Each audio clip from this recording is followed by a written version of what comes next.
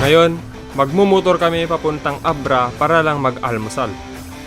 Or so I thought. Abangan po ninyo later in the video kung saan-saan kami napadpad. But first, gasoline!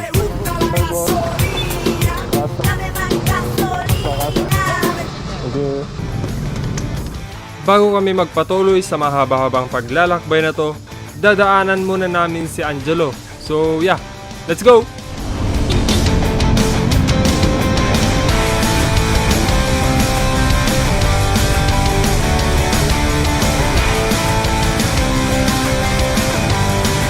Okay, kompleto na kaming 5 at pupunta na kami sa Abra.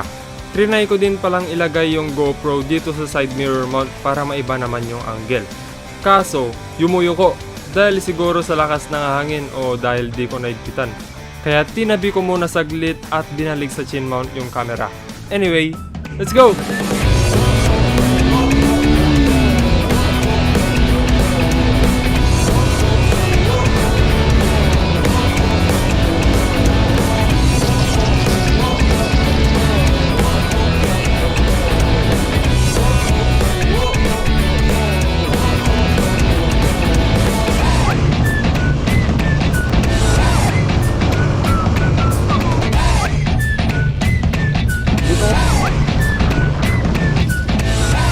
And after like 38 kilometers, nag-stop over kami ng Bagya dito sa Tangadan Tunnel para magpahinga at syempre, mag-picture. And after a short while, nagpatuloy na kami and our next destination would be Victoria Park sa Bangged, Abra. So let's go!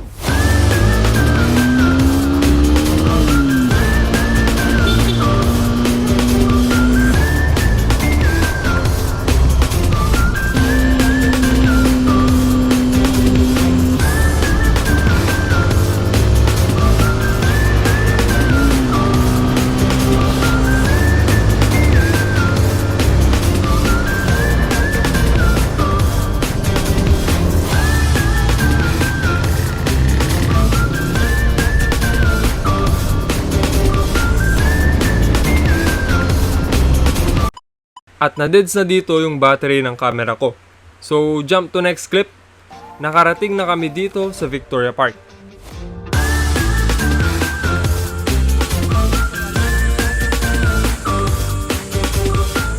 Nakisilong muna kami saglit at syempre, nagpicture. Ganda ng view dito eh. 1, 2, 3, 5.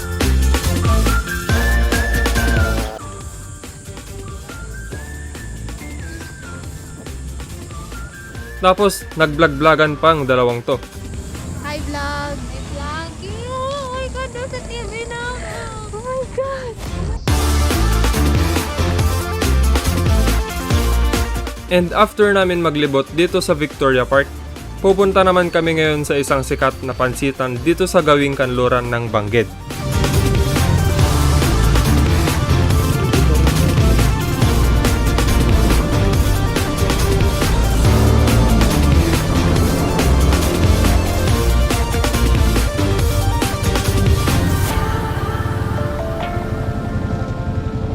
Ito po ang 813 Pansitan Ken Kalabkaban at dito po kami mag-aalmusal. Pero bago yan, pipila muna kami and we'll try to figure out kung paano makaka-order. Okay, first step, kumuha ng stainless na mangkok. Second, mag-contemplate sa mga desisyon mo sa buhay. Hindi, joke lang. Tapos pili ka nga pili, nagdinaga yung bayaran. Para alaman nervyos ka mga timikit eh.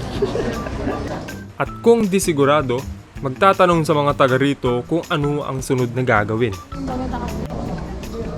Okay, next step, pumili ng sahog na karne at ipatadtad kay ate. Thank you ate for your guidance. Mangyaring magpalagay na din ng dahon ng sibuyas, tapos kumuha ka ng itlog kung gusto mo. Lastly, magpakarga ng pansit at sabaw. And nga pala, may option na half o whole. 40 pesos para sa half at 50 pesos naman para sa whole. Ano to di egg mo na ganyan? 75. Pork. Kaplat lang. Ako lang. Kaplat meron amin ate. Tapos pakas dito amin ate. Tapos yung ano, tapos And that's it! Enjoy your pancit from 813 Pansitan, Ken Kalabkaban. Ito mainit gagis.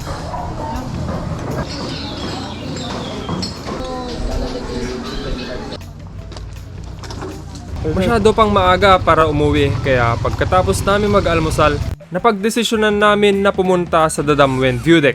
At kung saan man yon, hindi ko din alam. So yeah, let's go!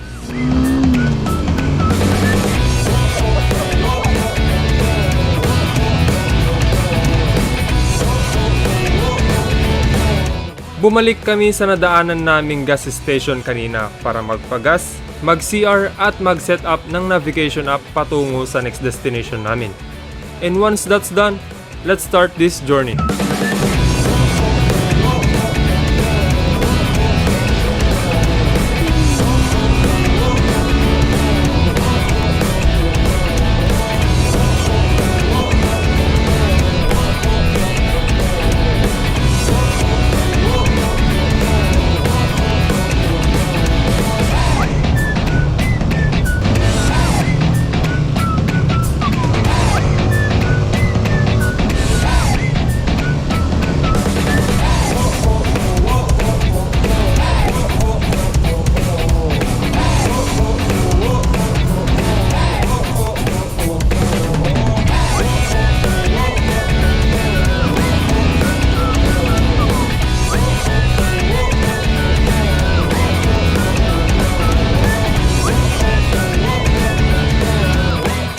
At this point, medyo nag-slow down kami ng bahagya dahil sa mga putik at mga batong galing sa bundok na naanod dahil sa ulan.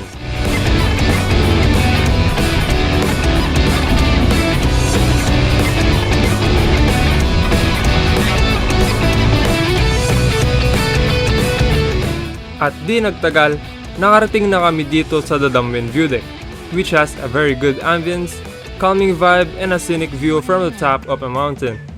So yeah, picture muna.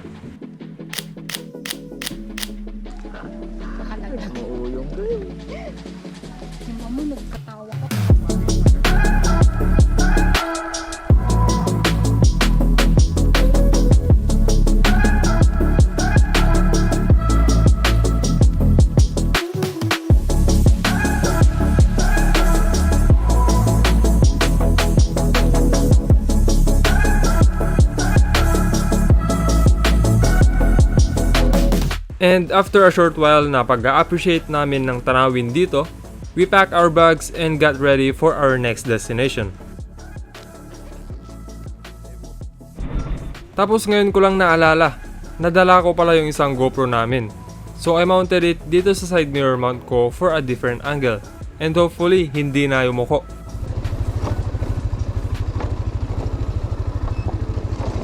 So yeah, next destination, Nueva Era Eco Park. Let's go!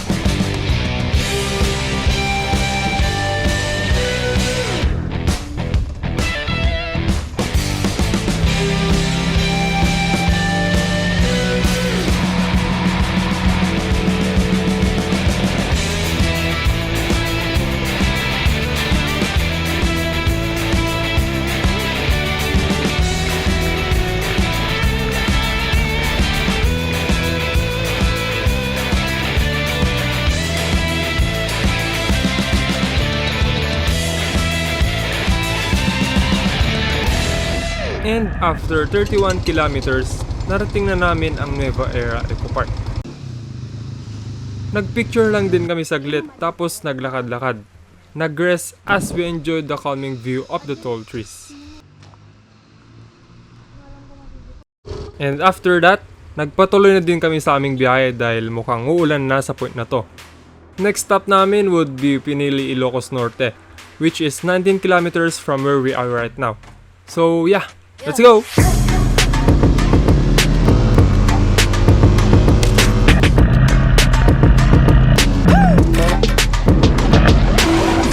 At this point, nalobat na yung phone ni Angelo, which is yun yung ginagamit namin for navigation. Nagkamali kami ng dinaanan, kaya nagtanong na kami para makasigurado. Okay, babalik kami.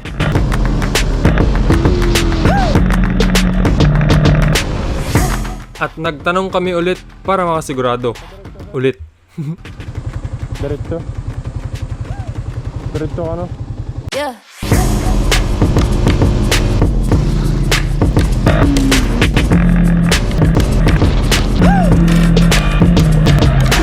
And sa wakas, nakalabas din kami sa Pinili, Ilocos Norte. At dito na din kami sa kusina ni Minang Manananghalian. Ano, ma'am?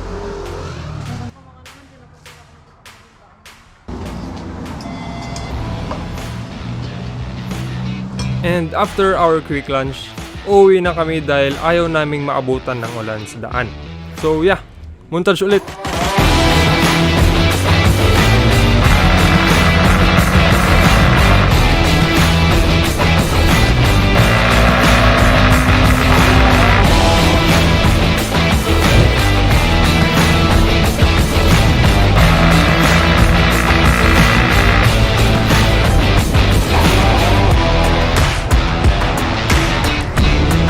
And after almost 60 kilometers, we are finally home. Ang simpleng aya lang sana para mag-breakfast ride sa Abra turns into almost 200 kilometers of fun, risky, and exciting adventure. And unfortunately, dito na din matatapos ang video na to. Hanggang sa muli, this has been your boy Darren na nagsasabing, ayain nyo din yung mga families and friends ninyo. Go out for an adventure and appreciate the beauty of unfamiliar places. And as always, ride safe y'all. See ya!